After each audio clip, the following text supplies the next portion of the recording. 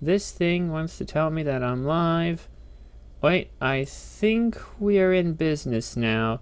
The thing is telling me that I'm live here on the in the studios part, and this thing is so.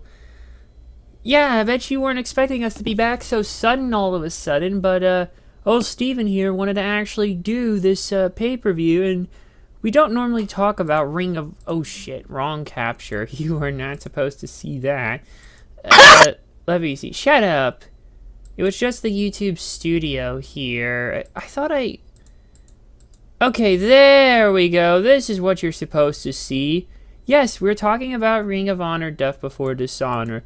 Normally we wouldn't, but due to the current ownership of ROH and the fact that now it feels like they're fully back after that crazy madness, yeah, and this is technically, well, technically the final event here, well, technically Supercard of Honor 15 was technically under Sinclair Broadcasting Group before, because the sale to Tony Khan was not yet formally finalized.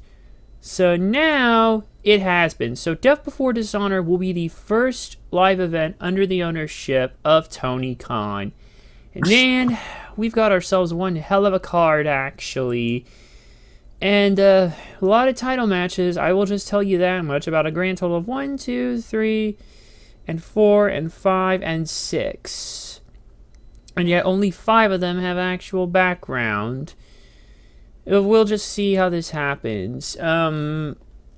Okay. Let me actually get the other thing pulled up. And I should introduce the players, of course. I'm Coffee Lover 239, and with me, as always, is our resident John Moxley Stan. And the reason we're even doing this one is Steven. Oi! What's up, everyone?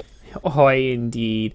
And we do have a special guest actually with us. A friend of Steven's has finally joined our group, and he's going to be at least here for this one. I don't know how we're going to see how things go in the future, but we'll find out soon enough, because I'll just tell you right now, next week is going to be hectic as hell. So we'll see. But ladies and gentlemen, please welcome Aiden. Sup? And without further ado, let's go ahead and get into the main matches. Or, oh shit, we don't actually have a main match yet. All we have are about 4 pre-show matches. Hold on. And instead of actually running through it and running the third strikes versus screen every time something happens, I'm just going to burn through these in quick fashion. There's no background for any of these on Wikipedia whatsoever, and I don't feel like pulling it off. These are only warm-up matches for the crowd, and you wouldn't expect less in general. So the first of these is Allison Kay versus Willow Nightingale. Steven, who do you got? I got Willow. And, she's gonna improve. Alright, and what about you, Aiden? Who do you got on this one? I'm also going with Willow. I'll agree with both of you here, so we can keep moving to the next match. Next of the pre-show matches, we have Colt Cabana versus Anthony Henry. Steven, who you got? I got Colt Cabana. Boom, boom. And what about you, Aiden? Yep, Colt Cabana. Yeah, Colt Cabana on this one. And then we also have Shinobi Shadow Squad. Oh, hold on. They're consisting of Cheeseburger and Eli Isom versus the Trustbusters, Ari Daivari and Slim J. Steven, your pick. I'm gonna go on a limb over here. The Shinobi Shadow Squad, Cheeseburger, and Eli. How is it pronounced? Yeah. Eli Isom. Yeah. And what about you, Aiden? I'll go with the not the Ari Daivari one, the other one. So the Shinobi Shadow Squad? Yep. Yeah, I'm going to agree with both of you on that regard because I have no dog in that fight. Finally, the last match of our pre-show is Tully Blanchard Enterprises, Brian Cage and the Gates of Agony, Jasper Kahn and Toa Leona versus Alex Zane, Blake Christian, and Tony Deppen. Steven, your pick. With Jonathan Gresham as a new member as Tully Blanchard Enterprise, I gotta go with Brian Cage and the Gates of Agony. And what about you, Aiden? Same here, Brian Cage and Gates of Agony. And I agree, basically. Tully Blanchard Enterprises on this one, indeed. And with that, now we can get on to the main show. Sorry about that. We normally don't burn through pre-show matches like that, but that was kind of a first for us. Anyways, let's get this party started the real way. Now, our first matchup is Jonathan Gresham versus Claudio Castagnoli for the ROH World Championship. So, let me see. Oh, that's not the first one there. That's not the one there. That's not the one. The last there one. it is. Oh, yeah. Thanks. So, on the July 15th episode of Rampage, during the first week of Fyter Fest, I'm not going to do the stupid whisper thing like goddamn Oliver Davis at Wrestle Talk. Seriously, they run those damn jokes into the ground and shit gets annoying. Anyway, so where was I? Okay.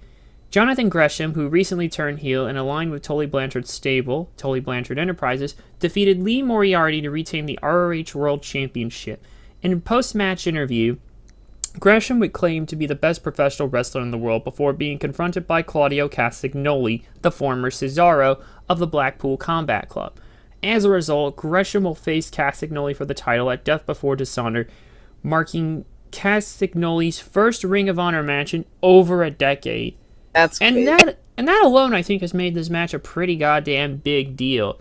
Here's Claudio stepping back into the place where he really got his career started, ROH. And on top of that, basically here, you have Gresham, who's been on a tear, and turning heel and aligning with this stable has definitely opened up some new possibilities. And we know what both men are capable of, so, yes, I'd say this should definitely be a damn good match. Steven, who are you gonna pick to win? Oh, this is gonna be a hard match. I can see both the ways. I'm gonna go on a limb here and say Gresham winning this. Because he just won the title, so yeah. Right, it makes sense that you wouldn't take it off of him so suddenly. Aiden, who are you gonna pick to win? I'm gonna go ahead and agree there and say probably the heels are gonna win this, so I'm gonna go with Gresham. Yeah, I'm going to agree with you both and go with Jonathan Gresham. Like Steven said, the title is basically, he just won it, so for him to drop it so suddenly, yeah, it would be a bit of a waste. Yeah. Plus, Claudio still probably has more stuff to do in AEW at the moment. Once they get the Blackpool Combat Club sort of, I guess, give them some more direction, considering their feud with the JAS ended at Blood and Guts. So, yeah, it looks like we're all in agreement on this one.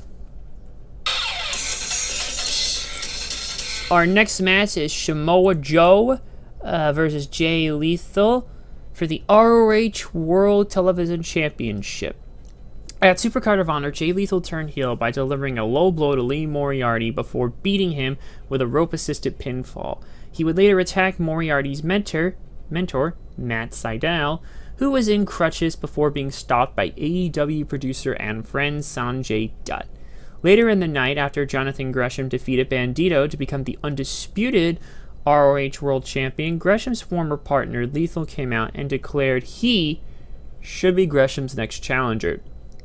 Dutt came out again to restrain Lethal, but would end up helping him in attacking both Gresham, Bandito, and soon Moriarty. Seriously, did no one proofread that? The pair would later be stopped by Lethal's old mentor, Samoa Joe, who was making his return to ROH since June of 2015. Yay! Another ROH original back. 2 weeks later on AEW Dynamite, Joe defeated Minoru Suzuki to win the ROH World Television Championship for the first time. After the match, Lethal and Dutt would arrive to give Joe a present, which was Lethal giving Joe the finger in a cutout gift box. The two then prepared to attack Joe before they were joined by former NBA player turned pro wrestler Satnam Singh. In the coming weeks, Lethal, Dutt, and Singh continued to target Joe in his championship. At AEW Double or Nothing, after Joe lost to Adam Cole in the final of the Men's Owen Hart Foundation tournament, the trio attacked Joe during a backstage interview and injured his shoulder. Despite this, the three men still called out Joe to defend the title against Lethal. On the July 6th episode of Dynamite, it was announced that Joe would defend the ROH World Television Championship against Lethal at Death Before Dishonor. Whew! Everybody got that? That was a big one. Yeah, Yep. there is a lot. I think I just I'm pretty sure that was all just summed up right there. A lot going into this one. Probably more so than some of the other matches, but still, I know some people are going to clown on Joe, and how sad, because Joe, they don't realize what they have until it's gone, and these fools won't be singing that for much longer when Joe is retired. But for now, let's enjoy what he's got so far here. I haven't been a fan, really, of the Lethal Dut and Singh pairing from what has been presented as on AEW television. It just really hasn't been much. Say this about Silent Singh. He is really not that bad as you think. Yeah, but the pairing in general is just very tiring for me. I don't know. It feels like the same song and dance with no variety whatsoever. I think what people have said that he's been wrestling on Dog, he's not as bad. I'm sure he's not. It's just, like I said, just the way they're presenting everything on Dynamite and Rampage. I'm just not feeling that. Maybe things will pick up, but I think the earlier buildings of this match were better than the later buildings. We'll see. This will probably still be a fine match. Steven, who do you got? I got Samoa Joe to retain. And what about you, Aiden? Yeah, probably Samoa Joe. Let's see. How long has Joe held that belt? He's held it since April 13th, 2022, which puts him at about 101 days. That's not exactly a short reign by any means necessary, but it is his first reign with the title, because this was one of the only ROH titles he never won until he came back. And I don't know. It feels like for an ROH original like Joe, or was he ROH original? No, I would say more TNA-ish. But wait, but he's worked buff. I can't even remember. I think he was a TNA original. I know he's worked in TNA definitely, but I could have sworn he may have been in ROH before that. No, it was after. No, he was in before that in like 2002. And he didn't sign with TNA until 2005. So yeah, ROH original. He was also he also was in Noah, apparently. Oh yeah, but that was like for a couple one-offs, basically. Looking at this, yeah, I think I'm gonna go with Joe on this one. I think if they're gonna want to give him a good reign with the one title that he initially didn't have at first, they're going to have to do better than 101 days, so I'm going to go with Samoa Joe on this one here. In our next match... I'm excited for this match. I'm really excited. Let me play the sound. It's Wheeler Yuta versus Daniel Garcia in a Pure Wrestling Rules match for the ROH Pure Championship. Here it is. In the ongoing feud between the Jericho Appreciation Society and the Blackpool Combat Club, the JAS's 2.0, Matt Menard and Angelo Parker and Daniel Garcia attacked ROH Pure Champion Wheeler Yuta after he defended the title against Tony Nese on the June 28th episode of AEW Dark. There, Garcia proclaimed he would strip Yuta of both his honor and the title before holding said title over a fallen Yuta. I guess he basically wants Yuta to be dishonored, I guess? Dishonor on him? Dishonor on his family? Dishonor on his cow? No? Oh, whatever. Anyways, on the July 6th Dynamite, it was announced that Yuta and Garcia will face off for the Pure Championship at Death Before Dishonor. No other crazy shenanigans, just pure wrestling. This will probably be the most technical match out of everything we have on the card here, and I very much look forward to it for that very specific reason. Because what else would you want? Exactly. What the hell was that? I swear I just heard a horn honk from somewhere. Some work going on. I don't know. Alright, Steven, who do you got to win on this one? This is gonna be a hard match. With John Moxley holding the AEW World Championship. The interim. I gotta go with Yuta. I love Garcia. He's really great, but I think Yuta. What about you, Aiden? Okay, I think this is gonna be a great technical match. I'm probably gonna go with Yuta retaining the title. Given that Yuta's held the belt for 111 days, Not quite the longest, but he's already in the top, I guess, echelon, or maybe not. Okay, this days thing is not actually sorting out like I want to. I would say, what is he here? I can't even tell because this thing isn't sorting properly. I would say he'd have to be at least in the 1, 2, 3, 4, almost top 5-ish. You could probably push him a little bit longer.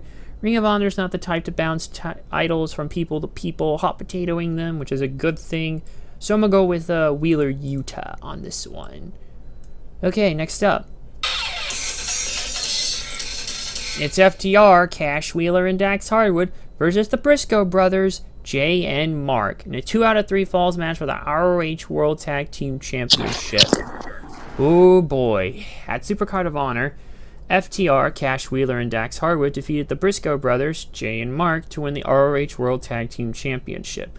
On the July 6th episode of Dynamite, FTR appeared in a backstage segment talking about how many people still don't see them as the best tag team in the world.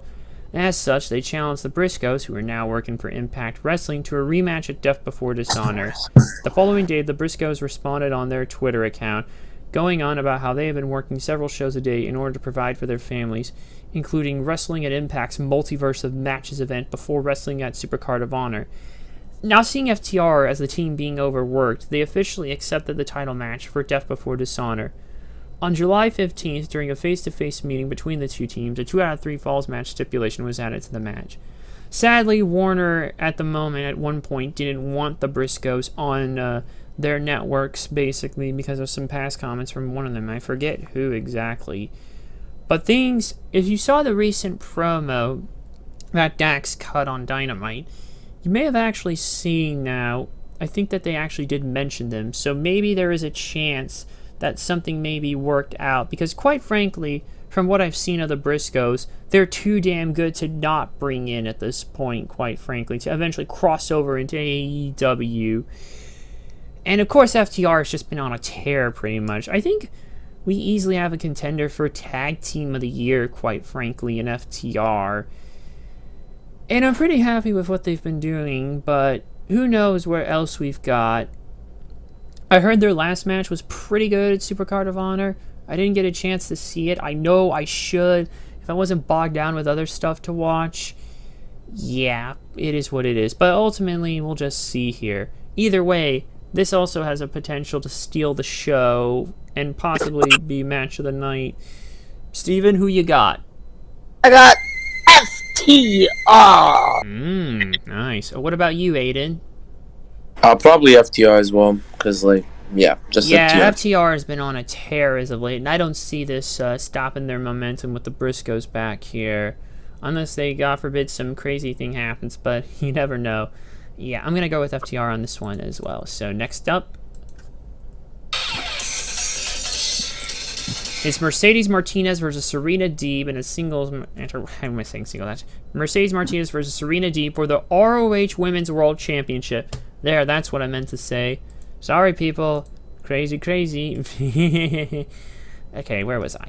So since June 16th, 2022, ROH Women's World Champion Mercedes Martinez and Serena Deeb began working as a tag team across AEW Dark Elevation, AEW Dark, and more recently, AEW Rampage. The two would be undefeated, but it was clear from their performances that their matches were about being better than their partner.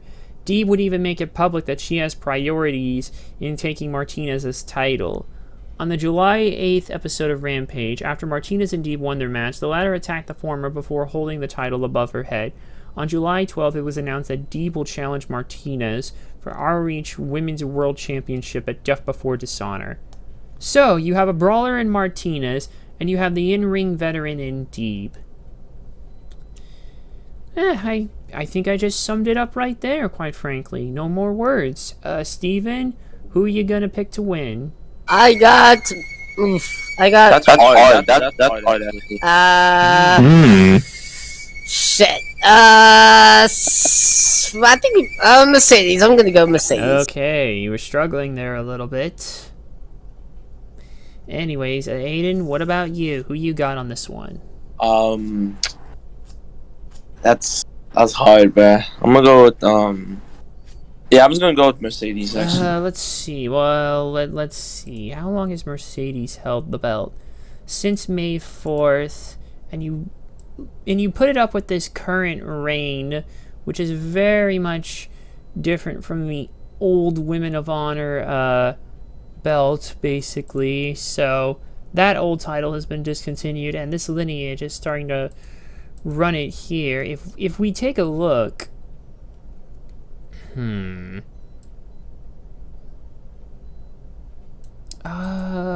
yeah, it's probably gonna be Mercedes Martinez. Don't know if she's gonna quite surpass Deonna Purrazzo and Roxy. Maybe she might. I don't know, but shit, I'd like to think so. Maybe. Yeah, I'm gonna go with Mercedes Martinez on this one. And we have officially just run out of background matches. Yes, we have. But wait a minute, is there something that can save me? Well, I don't know, but it's the Righteous, Vincent Bateman and Dutch versus Dalton Castle and the boys, Brandon and Brent Tate. There's not even background on the Ring of Honor website. It just says the 6-man tag team champions, the Righteous, will defend their titles against Dalton Castle and the boys, who will leave UMass Lowell Sangha Center with the gold. That's really it. There's nothing more I can say. It's a 6-man schmoz for the 6-man belts. And that's it. So, Steven, who's your pick? This would be... I got the how do you pronounce that? The Righteous? The Righteous. Vincent Bateman and Dutch. Alright, what about you, Aiden? I'm gonna say they retain. The Righteous. Yeah. I'm gonna go with the Righteous as well. Again, there's not really much of a dog in this fight for me, so yeah. Which finally brings us to our last match. Rush versus Dragon Lee. Battle of the Brothers. I apologize for the small title, but this was another one of those last minute. I'm pretty sure this was literally added like the day before the show. Wow. This probably has another potential to be another underrated match of the night. Don't sleep on this one. I really don't have much else to add. There's no background, so yeah. Battle of the Brothers. Steven, who's your pick? Well, with Andrade, I gotta go with Bush on this one. So Rush. And what about you, Aiden? Yep, I'm gonna also go with Bush defeating Dragon Lee. Well, it sounds like we're pretty much all in unanimous agreement with everything across the board here, because I'm gonna go with Rush as well, just to make it easier here. And with that, that brings us to the end. Not bad. Not much to add for us here, but you know what? That was kind of nice going over this stuff here and throwing our hats in the ring on everything. This definitely has some potential as well to be another good Steeler match of the show and everything, or not match of the show, or show, I guess, of underrated show of the year. We'll find out. You never want to sleep on ROH at this point. I know they went through a rough patch, but it seems like hopefully that this show will be the real start of their inevitable bounce back, and I very much look forward to that. So, I want to thank Steven, as always, for being here with me. Say bye, Steven. Bye, and one more thing. Fuck Bill Goldberg. Hey, come on. He's not even actually going to be at the you-know-what. Okay. And I want to thank Aiden, as always, for being here, or just for joining us here. And I was glad to have you here, man. And Thank you. Always appreciate new other inputs. And who knows? We hope to have you back for more. Alright. Alright, and on that note, next week is going to be a bit hectic. We might not be doing the SummerSlam podcast at the usual time, but I promise it will happen one way or another. Mark my words. It will happen, and I will find a way. And you may want to keep your eye out for SummerSlam, because this is going to be hectic as hell. With Vince McMahon having announced his retirement, which Thank you, Vince, but your era, your time is over, and goodbye. Eternal retirement or something will be better. Don't let any of the other crap hit you on the way out, and yeah. So, it's gonna be pretty hectic, this show here. Too bad we're still stuck with, about 5 of them rematches. We'll get that. We'll just handle all that when it's time. So come back sometime next week. It will happen. Mark my words. We'll talk about SummerSlam. And until then, we'll see you next time. Take care of yourselves and each other. Thanks for watching. Bye-bye, everybody.